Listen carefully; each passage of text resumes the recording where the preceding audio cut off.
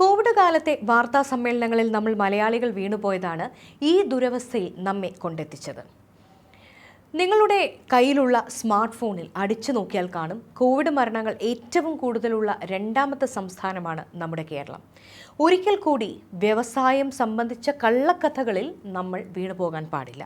പ്രതിപക്ഷ നേതാവ് ഉന്നയിച്ച വാദങ്ങൾ നമുക്കൊന്ന് പരിശോധിക്കാം. സർക്കാരിൻ്റെ മുൻപിലേക്ക് ചോദ്യങ്ങളായി തന്നെ നാം ഇവ ഉന്നയിക്കുന്നു. ഈസ് ഓഫ് ഡൂയിങ് ബിസിനസ്സിൽ നമ്മൾ ഒന്നാമതെത്തി എന്നാണ് സർക്കാരിൻ്റെ ആദ്യ അവകാശവാദം. എന്നാൽ നിലവിൽ അങ്ങനെ ഒരു റാങ്കിംഗ് ഇല്ല. കമ്മ്യൂണിസ്റ്റ് ചൈനയ്ക്ക് അനുകൂലമായി ഡാറ്റ മാനിപ്പുലേറ്റ് ചെയ്തു എന്ന് കണ്ടെത്തിയതിനെ തുടർന്ന് അന്താരാഷ്ട്ര അടിസ്ഥാനത്തിൽ ഈസ് ഓഫ് ഡൂയിങ് ബിസിനസ് എന്ന സൂചിക ലോകബാങ്ക് 2021 തന്നെ നിർത്തലാക്കിയതാണ്. പിന്നെ എങ്ങനെ ഈസ് ഓഫ് ഡൂയിങ് ബിസിനസ് സൂചികയിൽ നമ്മൾ ഒന്നാമതെത്തി? 3 വർഷം കൊണ്ട് 3 ലക്ഷം സംരംഭങ്ങൾ തുടങ്ങിയെങ്കിൽ സ്വാഭാവികമായും നമ്മുടെ സമ്പദ്ഘടനയിൽ അത് പ്രതിഫലിക്കുകയും ഇന്ത്യയുടെ GDP-യിലേക്ക് സംസ്ഥാനത്തിൻ്റെ സംഭാവന കൂടുകയും ചെയ്യണമല്ലോ. ഇത് മുതൽ മുടക്കിൻ്റെ മാത്രം കാര്യമാണ്. ഈ സംരംഭങ്ങൾ ഉണ്ടാക്കുന്ന ഉൽപ്പാദനത്തിൻ്റെ വർധനവ് വേറെയും. ഇത് രാജ്യത്തിൻ്റെ GDP-യിലേക്കുള്ള സംസ്ഥാന വിഹിതത്തിൽ ഉറപ്പായും വർധനവുണ്ടാക്കും എന്നത് അരിയാഹാരം കഴിക്കുന്ന എല്ലാവർക്കും അറിയുന്നതാണ്.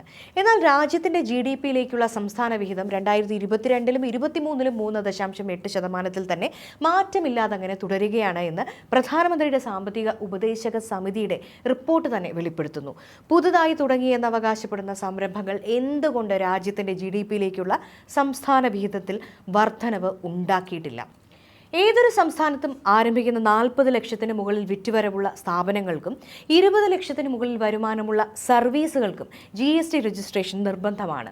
അതോടൊപ്പം വ്യവസായങ്ങൾ തുടങ്ങുമ്പോൾ നടത്തുന്ന മുതൽ മുടക്കുകൾക്ക് ഇൻപുട്ട് ടാക്സ് ക്രെഡിറ്റ് ലഭിക്കണമെങ്കിൽ GST രജിസ്ട്രേഷൻ അത്യാവശ്യമാണ്.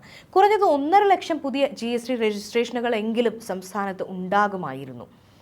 കേന്ദ്ര സർക്കാരിൻ്റെ വെബ്സൈറ്റ് പ്രകാരം കേരളത്തിൽ ഈ കാലയളവിൽ 30,000-ഓളം പുതിയ GST രജിസ്ട്രേഷൻ മാത്രമാണ് ഉണ്ടായിട്ടുള്ളത്. എന്തുകൊണ്ട് സംസ്ഥാന GST രജിസ്ട്രേഷനിൽ വർധനവ് ഉണ്ടായിട്ടില്ല എന്ന് സർക്കാർ പറഞ്ഞേ മതിയാകും. സംസ്ഥാനത്തിൻ്റെ വ്യവസായങ്ങൾക്ക് അനുമതി നൽകുന്ന ഏകജാലക സംവിധാനമായ K-SWIFT പ്രകാരം 1/1/2022 മുതൽ 1/2/2025 വരെ വെറും 64,528 MSME-കൾക്കാണ് അനുമതി നൽകിയിരിക്കുന്നത്. എങ്കിൽ ഏത് രേഖയുടെ അടിസ്ഥാനത്തിലാണ് 3 ലക്ഷം എന്ന കണക്ക് എന്ന് സർക്കാർ വ്യക്തമാക്കണം. കോവിഡിനെ തുടർന്ന് കേന്ദ്ര സർക്കാർ ചില്ലറ മൊത്ത വ്യാപാരങ്ങളെ 2021 ജൂലൈയിൽ MSME നിർവചനത്തിൽ ഉൾപ്പെടുത്തിയിരുന്നു. കേരള സർക്കാരിൻ്റെ 2024 സാമ്പത്തിക സർവേ റിപ്പോർട്ട് പ്രകാരം സർക്കാർ അവകാശപ്പെടുന്ന വർധനവിൽ പകുതിയോളം വ്യാപാര പ്രവർത്തനങ്ങൾ നടത്തുന്ന സ്ഥാപനങ്ങളാണ്. പുതിയതായി രജിസ്ട്രേഷൻ ആരംഭിക്കുമ്പോൾ സ്വാഭാവികമായി കാലാകാലങ്ങളായി പ്രവർത്തിക്കുന്ന ചെറുകിട സ്ഥാപനങ്ങൾ പോലും ഈ പുതിയ നിർവചനത്തിൻ്റെ അടിസ്ഥാനത്തിൽ രജിസ്റ്റർ ചെയ്യും. കേന്ദ്ര സർക്കാരിൻ്റെ നിർവചനത്തിൽ മാറ്റത്തിൻ്റെ ഫലമായി പഴയ സ്ഥാപനങ്ങൾ രജിസ്റ്റർ ചെയ്തിട്ടുണ്ട് എന്നത് വസ്തുതയാണ്. ഈ കണക്ക് സർക്കാർ പുറത്തുവിടണം.